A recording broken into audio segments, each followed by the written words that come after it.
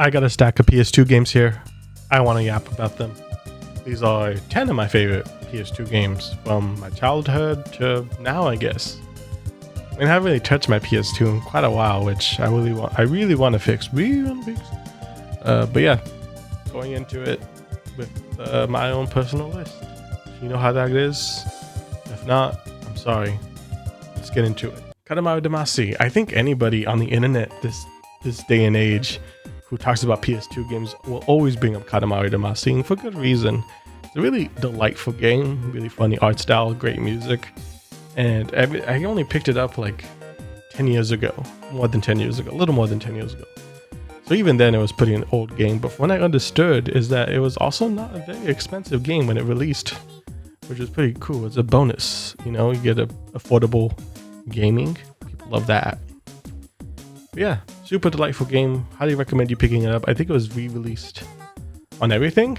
So yeah, look for it whatever you play games. Next one I got a shout out.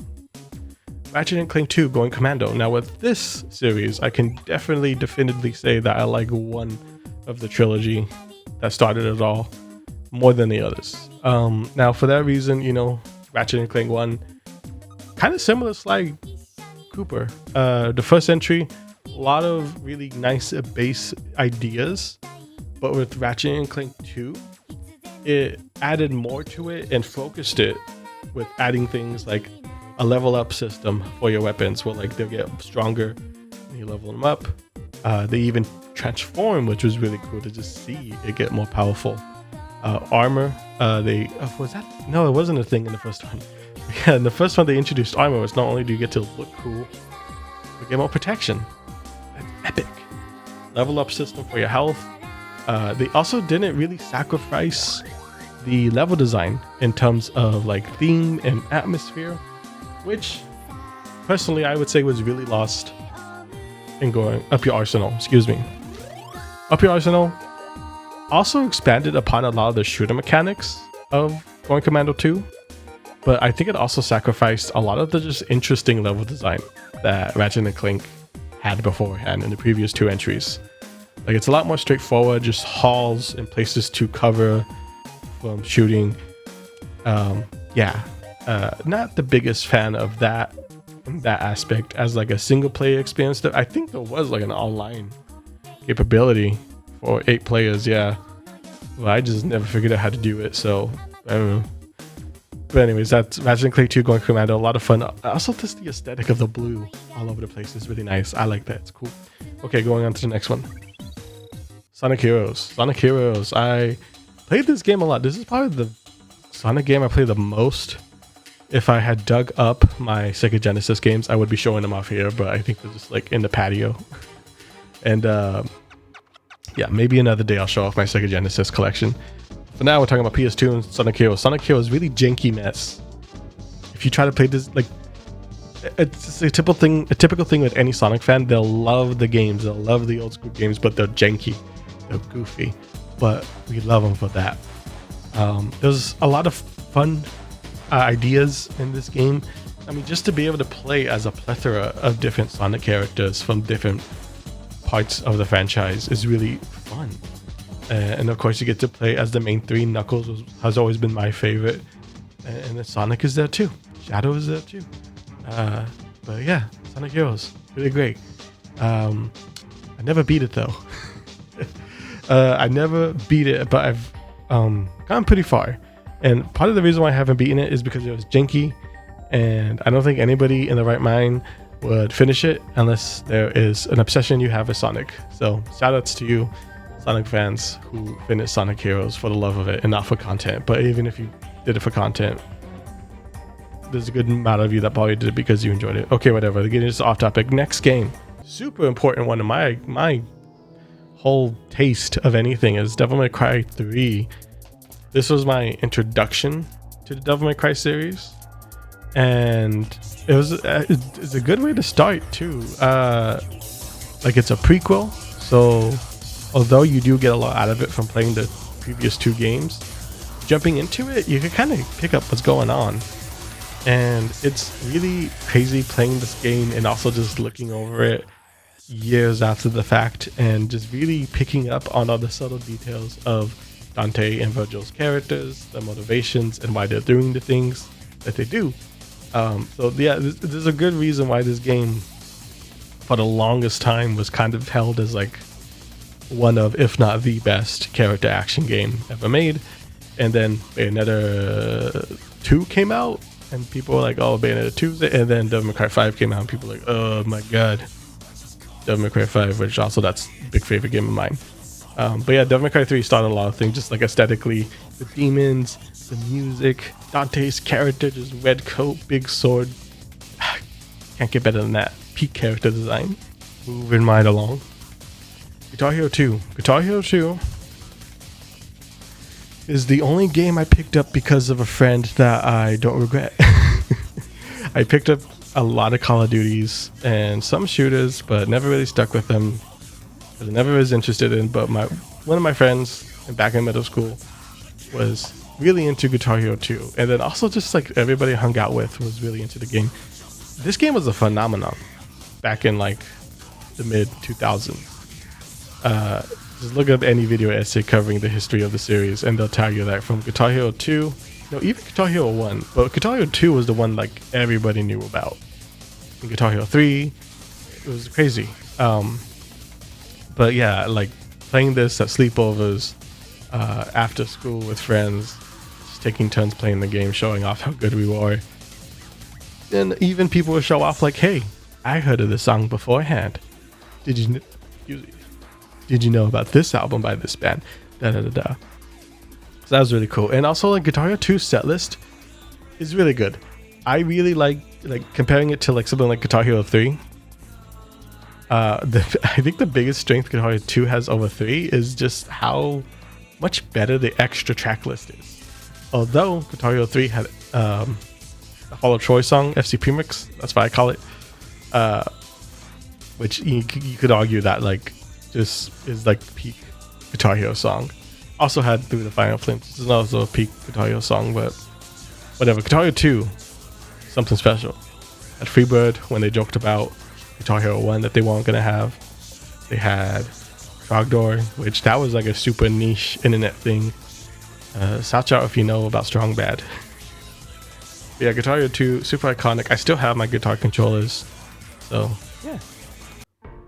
Another big game in my life that I still play to this day is, well, not exactly Tekken 5, but Tekken 5 is the one that started it all. But Tekken 5 is the one that started it. Like, I remember with my allowance, I went to this game store that doesn't even exist anymore. I think it was Game Crazy. Saw this on a shelf and just looked at it and I was like, this looks cool. I don't know what kind of game this is. I don't know what I'm looking at. And I picked it up and I was obsessed. Even though I wasn't that good, even though the CPU would just clobber me, I would still do my hardest to get better. I was even able to play and beat the arcade mode on the highest difficulty at the sacrifice of one controller. But when it came to like playing with friends, I was the best. They couldn't beat me. I was just logged in. But I love the game. The characters in this game too, I really like how most of them have kind of stood the test of time. Asuka, Arang, I mean, of course, some of these characters were introduced beforehand. But also like this, the soul meat, the core of Tekken 5 is kind of what has been Tekken since then. You know, since Tekken 5, all of the Tekkens kind of use the base of 5 to kind of build upon. And yeah, I think that's really interesting. And Tekken, just old school Tekken, has like a really unique vibe to it. And of course, in talking about old school Tekken, I mean like before 5. 4 has a very unique atmosphere. I remember playing 2. 2 was actually my first time ever playing Tekken. It was over at my cousin's house, and they would just beat me up all the time, not tell me how to do any cool moves, and I was just upset. And then who would have guessed that 5 years later, now they can't beat me. But that's Tekken. Love it. I do videos about Tekken 8. Maybe I'll do some Tekken 5 stuff later on in the future. Yeah. But anyways, next game. Dark Cloud 2. This was like my favorite game as a kid, and also another game I never beat. But I really love the art, the music, the characters, and mechanically it's very fun. Like, instead of leveling up the character, you use items to level up weapons to make them stronger, and then also you get to transform them to not only have different attributes, attack powers, stuff like that, but just they look different. That's so good when you can upgrade a weapon and they look different. That's peak. But I love both Monica and Max. Although I always did play as Monica, just, you know, I like redheads. And also just fighting with a sword and magic, I just appealed to me more. And I just thought Monica was a pretty cool character, you know, just traveling through time, all mysterious, and like, whoa. And her swords look really cool. It's hard to convince me otherwise to play as a character if they have a cool sword. So yeah. Yeah, Dark Cloud 2, very near and dear to my heart. Also the first like action RPG in some sense. Although the mechanics are very bare bones, it is an action RPG. But I really recommend it. I don't think it's too expensive to buy like a physical copy. It's also on PSN. You know, there's always the other way. You know the way. Okay, that's gonna be it for that. Next game. This is the game that started this whole mess. I was a gamer first. This game turned me into a weeaboo. This game started anime posters, Ray dolls, Azurlane, started this whole mess. And I love it. I love it. I remember playing the demo for this game in a demo disc. That's the one I played the most because this game is also like an action RPG. Level up, but this one has like a somewhat more involved combo system. It's just like square, triangle, weak, strong kind of thing. But it's really cool how they implemented alchemy into the fighting thing, where you can like make traps for the enemies. But it's like a pretty basic game, really. And also, if you're looking for a game that like follows the main story of Fullmetal Alchemist to a T, you're not gonna find that, because this was also made at the time where the manga was still being updated. So it has some aspects of the story and some characters, but then also has like original characters and original plot for the most part. But otherwise, a lot of the atmosphere from the original 2003 anime is really prevalent in here. Also has Larkin Seal's Ready Steady Go as the intro. That's great. Larkin Seal, one of my favorite rock bands ever. But yeah, Fullmetal Alchemist 2 has a very special place in my heart because it started this whole mess. Also, just a solid game in itself. Yeah, Persona 4. I'd argue Persona 4 is the best Persona. I love the setting, characters, music, and yeah, the atmosphere, like the fog. It's great. Music adds to that, and everything just works out really well. Also, for the first time, you can control the characters, the rest of the party directly, which is a nice plus for a lot of people. Although I had no problem with that, because honestly, my number one favorite game on the PS2, Persona 3 FES, I saw a Let's Player who, very small, they no longer make videos, but they played Persona 3, and I saw that, I was like, that looks cool. I picked it up and was obsessed, and I've been a big Persona fan ever since. I still really like FES, and I think it has a lot of unique qualities, which I know there's a lot of modern players who would just say like, nah. Heck, I would even blame you if you were like somebody who also played around the same time I did. Maybe even you played the original when it came out, and maybe you're just like, oh, I just like the remake better. Like, why would you not want to control the rest of your party? Why would you want to lose a turn when you get knocked down? So there's a lot of really obtuse things in the mechanics of Persona 3 that are really of its time, but I really enjoy those things. And yeah, and also haven't even gotten to the stories and characters, which is great. The messaging in both 4 and 3 are really great. Although I think Persona 3 has the better takeaway. Like, you step away from the true ending of Persona 3 with a bit more like, whoa, life is worth living. And that is really special to me. And yeah, that's why it's my favorite PS2 game. So that's it. I don't know how long this video is going to be. I really appreciate you sticking around.